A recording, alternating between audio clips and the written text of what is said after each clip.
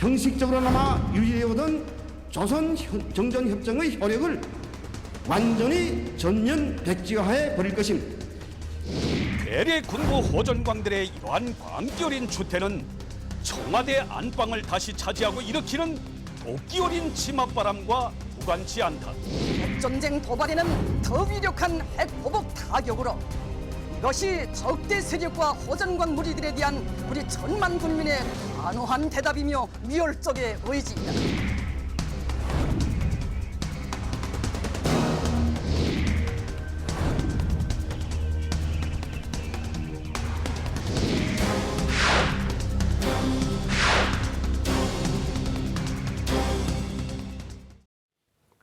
어제 북한이 공습경보를 발령했다는 속보 보시고 깜짝 놀라셨었죠. 이처럼 요즘 북한의 움직임이 심상치 않은데요. 이러다 보니 한반도 안보 불안이 계속되고 있습니다.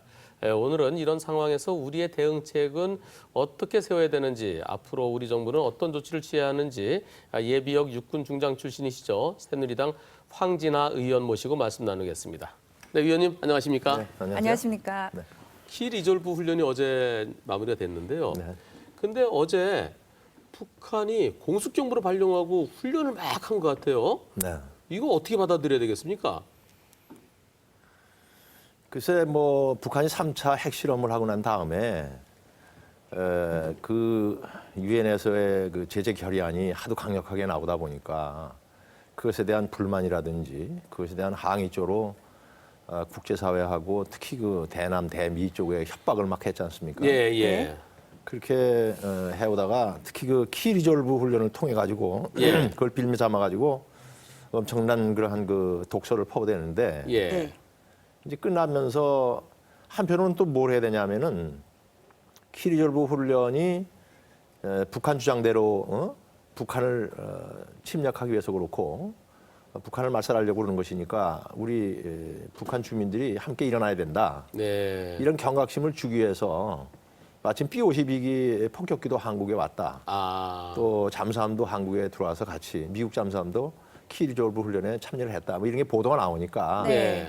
그거를 이용을 해서 북한 주민에게 왜 우리가 핵을 만들어야 되고 왜 미사를 쏴야 되고 왜 주민들을 제대로 먹여 살리는데 돈을 못 쓰느냐 하는 아. 핑계를 거기다가 돌리려고 하는 그런 기회로 삼아야 되지 않겠습니까? 네. 그러려면은 뭐 제일 아주 명확하게 주민들이 느낄 수 있는 거는 공습경보 내려가지고 대피 훈련시키고 이런 훈련들이 필요했다. 그러한 것이 아니었냐 저는 그렇게 봅니다. 네. 네. 북한의 움직임이 심상치가 않은데요. 이 키 리졸브 훈련이 끝난 뒤에 그 북한이 계속 도발 위협을 높여왔잖아요. 네. 훈련이 끝난 뒤에 국지적으로라도 도발을 할 수 있을 것이다 이런 예상도 있었거든요. 이 훈련 끝난 뒤에는 약간 상황이 어떻게 전개될 거라고 예상을 할 수 있을까요? 클지 작을지 모르지만은 네. 어떻든 도발이 있을 거로는 보고 우리가 확실한 대비를 해야 된다 이런 생각을 합니다. 예. 그런데 이제 우리의 대비 태세도 그것 따라서 확실하게 취해야 되고 네. 그 방법이 뭐 재래식 무기에 의해서 무슨 뭐 옛날처럼 천안함 사건 일으키듯이 또 아니면 연평도 포격하는 그런 식의 도발뿐만이 아니고 네. 이번에 그 사이버 테러 같은 것들도 북한 소행이라고 확실하게 판명은 아직 안 났지만 예. 다양한 방법으로 도발을 할 수가 있다.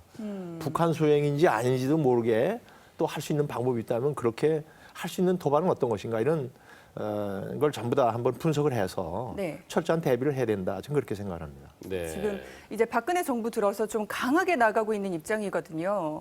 이렇게 좀 강하게 대북 억제를 강화해야 된다 이런 입장도 있고 좀 대화로 타협해 나가야 된다는 입장도 있잖아요. 여기에 대해서는 어떻게 보십니까? 글쎄 뭐 박근혜 정부에 들어와서 뭐 강력하게 나가고 있다. 저는 그 말씀에는 동의하지 않고요. 네. 왜냐하면 핵실험을 자꾸 해야 되고 미사일 쏴야 되는 게 북한인데 네. 네. 갑자기 뭐 박근혜 정부가 무슨 과거 정부보다 더 강력하게 한다 그게 아니라 작년도에 뭐 벌써 이제 지난 정부 때 있었던 그러한 연평도 사건이 이런 걸 여러 번 경험을 했기 때문에 네. 우리가 그저 교전 규칙이라고 하는 정전 체제 하에서의 대응 태세 네. 이것만 가지고 되는 게 아니라 우리 장병들이 죽고 다치는 데 있어서는 자위권을 발동해야 된다. 네. 그러려면은 그 분명히 북한의 도발 원점서부터 타결을 하든지 그걸 아주 근본적으로 의지를 꺾는 그런 우리의 강력한 그런 그 의지 표시를 해야 된다라고 하는 게 국민적인 그러한 그 요망 아닙니까? 네. 예. 또 우리 군도 그렇게 대비를 하고 있고 그러니까 더 강력한 것처럼 돼 있지만 어쨌든 간에 박근혜 정부에 들어와서 더 강해졌다 이런 말씀보다는 네. 북한이 취하고 있는 그런 행동들이 더 무모하기도 하고 네. 더 도발적으로 이렇게 나오다 보니까 그것에 대한 우리의 대응이다 이런 말씀을 드리고 싶고요. 네. 예. 또 신뢰 프로세스를 분명히 지키겠다라고 박근혜 정부에서 말씀을 한 것처럼 예, 예. 그러면서도 북한이 그냥 도저히 안 되겠다. 네. 이제 뭐 막바지에 그 뭐랄까 때를 쓰고 있는 거 아니냐 북한이. 예. 막 그런 생각도 드는데 어쨌든 북한이 국제사회에서도 도저히 용납될 수가 없고 그다음에 우리 한국 내에서도 북한이 그렇게 하는 것에 대해서는 도저히 국민적으로 그거는 용서가 되지 않는다. 네. 네. 이런 거를 확실하게 북한이 안다면 자세를 바꿀 수 있도록 그런 이 대화의 창문은 분명히 열고 네. 언제든지 우리가 신뢰 프로세스를 취할 수 있는 준비가 돼 있으니까 백방으로 그런 메시지를 보내면서 지금 신뢰 프로세스도 그러니까 밟을 수 있는 준비를 하고 있다 이렇게 보시면 좋을 것 같습니다. 네. 네. 그런데 북은 핵을 갖고 있고 우리는 미국의 핵우산에 기대고 있는 실정이고 이런 상황에서 북이 눈에는 눈, 이에는 이 식으로 북에서 핵을 갖고 있으면 우리도 핵을 가져야 되는 거 아니냐 이런 주장이 많은데 여기에 대해서는 의원님께서는 어떻게 생각하시는지요? 그건 이 과거의 핵 전략은 그렇게 됐습니다. 핵에는 핵으로 대응을 한다. 네. 눈에는 눈, 뭐 이에는 이 이런 식으로 방금 말씀하셨는데 지금 고도정밀 무기가 발전이 돼 있고 감시 능력도 엄청 발전돼 있습니다. 그리고 또 다른 방법으로의 다양한 방법도 있기 때문에 핵에 대해서 핵으로 대응할 수 있는 그런 채비도 갖추지만은 네. 또 한 가지는 우리가 그런 핵이라는 것은 동맹을 통해 가지고 핵우산이라는 걸 택하기로 국가 전략을 택한 거 아닙니까? 네. 그러니까는 우리가 핵을 만들지 않지만 동맹 국가의 미국으로부터 가지고 있는 그런 핵 우산 속에서 예. 최대한 보호를 받고 또 우리는 핵은 안 만들지만 예를 들어 초정밀 사격을 통해서 북한의 핵무기를 무력화시키는 네. 그런 노력을 같이 하자 이런 의지를 같이 발전시키고 있는 것이죠. 예. 네. 북에서 핵을 갖고만 있고 네. 쓰지는 않을 가능성이 더 많아 보이지 않습니까? 실질적으로 국지적인 도발 쪽으로 나올 가능성이 더 많지 않을까요? 글쎄 핵을 가지고 있으면서 공갈만 칠 수도 글쎄요. 있겠지만은 예. 북한의 정권이 이거 하도 그 무모한 정권이기 때문에 네. 가지고 있고 쓰진 않을 거다 이런 식으로만 우리가 안심할 수는 없죠. 아. 그건 뭐 어떤 국제 한 파트에서 상할 수도 있고 소형화해서 네. 그걸 쓸 수 있다는 대비는 항상 해야 된다. 저는 그렇게 생각합니다. 그쪽에서 만약 쓰면 원점을 타격하겠다는 건데 그럼 김정은 본인이 있는 그 지하 벙커 다 우리가 박살내면 과연 그 쓸 수 있을까요? 지금 이 방송을 김정은이 들었으면 좋겠습니다. 네. 그래서 아무튼 우리는 핵이 필요할 경우에는 핵을 써야지만 되는 게 한미동맹을 통해서 그걸 하는 것이죠. 네. 우리가 안 만들었다고 그래서 핵을 안 쓴다는 건 아니거든요. 네. 야, 예. 그러니까는 핵우산이라고 하는 것은 미국이 가지고 있는 그런 핵의 능력을 사용할 필요가 꼭 있다 생각할 때는 한미 간에서 협의해서 쓸 수 예. 있는 것이죠. 네. 그 한미 정상회담이 5월쯤에 예정이 되어 있죠. 네. 네, 이때를 전후해서 좀 국면 전환이 될 가능성은 없습니까? 그것은 뭐 저희도 최대한 노력을 하겠지만 네. 그건 북한의 선택이라고 봅니다. 그저 이제까지 하고 있는 것처럼 우리는 핵능력 가지고 있고 미국까지 타격할 준비가 돼 있다라든지 이렇게 자꾸 엄포만 놓으면서 네. 국제사회로부터 고립이 되고 점점 북한 정권도 위태로워지고 이제는 주민들로부터도 점점 더 북한 정권이 위기를 느끼지 않나 이런 걱정을 해봅니다. 예. 그것은 오늘 아침에도 조선일보에 크게 보도가 됐습니다만은 네. 북한의 무장 탈영병들이 상관도 죽이고 막 탈영하는 사람 아, 네. 예. 또 그다음에 북한에서부터 중국으로 이렇게 네. 넘어가는 사람 뭐 이런 사람도 막 발생한다는 거거든요. 네. 예, 예. 그러니까는 북한 군부의 내부 상황도 상당히 조심스럽게 보이고 네. 막 그런 변화들이 있거든요. 네. 그러니까는 김정은도 상당히 그런 거에 대해서 걱정을 하지 않을 수가 없다 봅니다. 네. 그러니까 북한에서 그 군인들에 대해 식량을 제대로 못 줘갖고 이 평양이나 요 휴전선 요쪽은 좀 제대로 주지만 저 위로 안 주니까 그래서 도망갔다는 기사가 있던데요. 네. 그럼 이런 전체적인 불만을 어떻게 좀 하나로 묶기 위해서 또 연평도 도발이라든가 또는 천안함 사건이 이제 다음 주 화요일 날 26일 3주기 아니겠습니까? 네, 네. 또 천안함내 사건처럼 또 다른 국지적인 도발 가능성에 대해서 어떻게 보시나요? 그러니까 북한 사정, 내부 사정 때문에도 도발할 가능성이 제법 있다라고 보여지는 겁니다. 네. 그리고 최근에 보도가 자꾸 나오고 있는 것처럼 김정은이가 계속 무슨 우리 연평도 앞에 그 장산반도 최전선 기지까지 네. 와서 장병들을 격려하고 하는 모습을 예, 보이잖아요. 이제 그런 것들은 우리가 어떤 도발도 있을지 모른다 대비를 하고 예. 전에 우리가 실수했던 것처럼 절대 그렇게 해서는 안 되겠다. 이런 우리 장병들의 아주 만반 대비 태세를 주문을 합니다. 근데 대비가요. 지금, 네. 만반 대비는 딱 하고 있는데 실제로 공격이 들어오면은 네. 지난번에는 전투기가 뜨기만 하고 실질적인 아무것도 안 했거든요. 네. 이번에 어떻게 해야 될까요? 만약에 또 다시 도발을 항상 뭐 키리졸브 훈련 끝나고 그 무렵에 도발을 했던 것 같은데요. 국방장관이 수차례 밝힌 것처럼 그런 상황이 벌어질 때는 완전히 그 원점을 타격을 해서 예.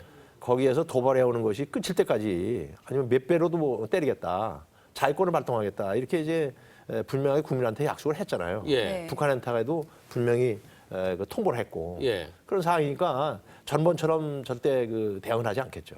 예. 지금 정부 대비 태세가 잘 갖춰져 있는지가 좀 궁금한데요. 그 정부 조직이 뭐 지금 국방장관도 내정이 돼 있는 상태지 임명된 건 아니지 않습니까? 그런 거에 대한 우려도 조금 있거든요. 새누리당에서도 특별위원회를 만든 걸로 아는데 정부 지금 뭐 대비는 잘 돼 있는 상황입니까? 군에서는 뭐 만반의 준비를 분명히 하고 있고 네. 또 군이 그런 걸 확실하게 지금 다짐 국민하게 하고 있기 때문에 네. 준비는 단단히 돼 있다고 생각을 하고요. 국방장관이 지명은 돼 있고 아직 임명은 안 됐지만 네.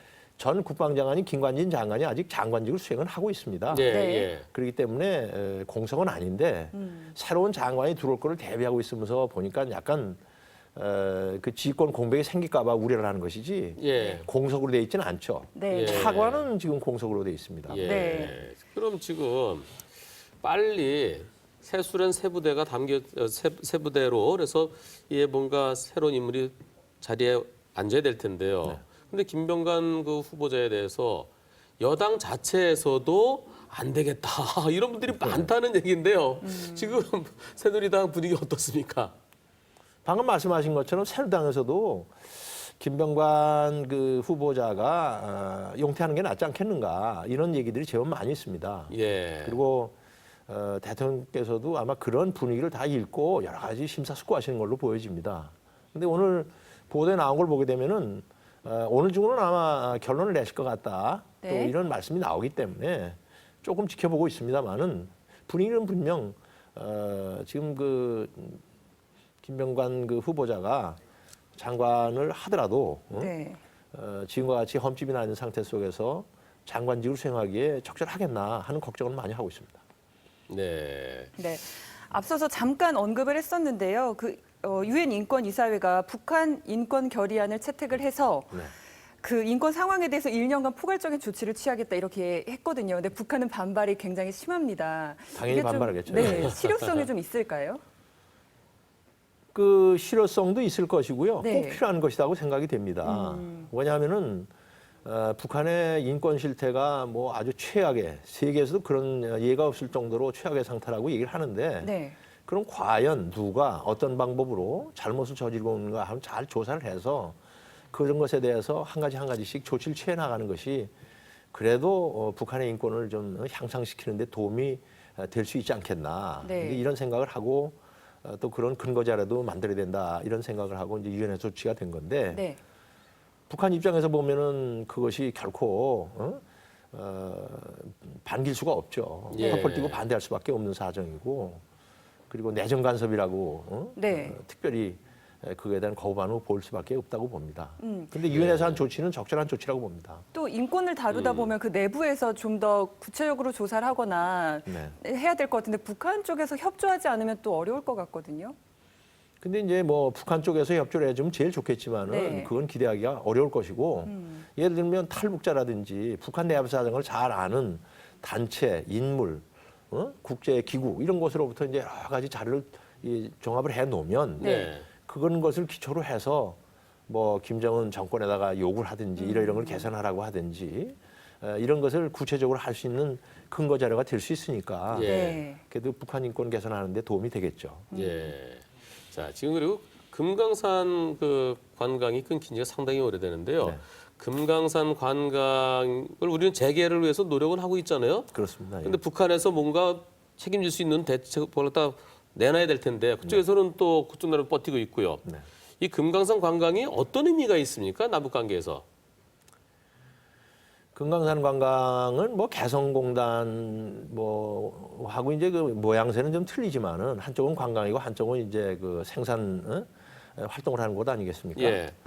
그러나 이제 중요한 것은 우리 남북한이 합작을 해서 북한 노동력을 쓰면서 우리도 이제 중소기업이 거기서 생산 활동을 하고 이제 그 아무래도 북한 노동력이 인건비도 싸고 그러니까 저렴한 그런 인건비 가지고서 물품을 생산해내는 그런 뭐 효과도 있고 네. 또 네. 남북한 간의 인적 교류가 된다고 하는 그런 효과도 있는 것이죠. 네네.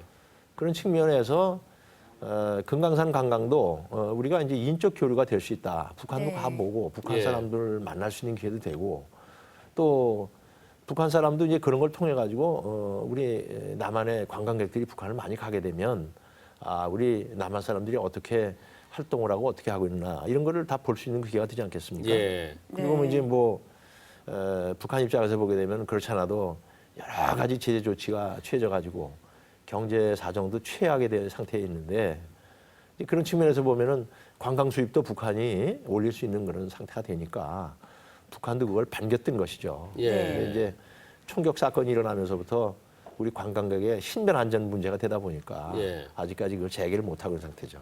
그런데 이 네. 금강산 얘기가 나왔으니까요.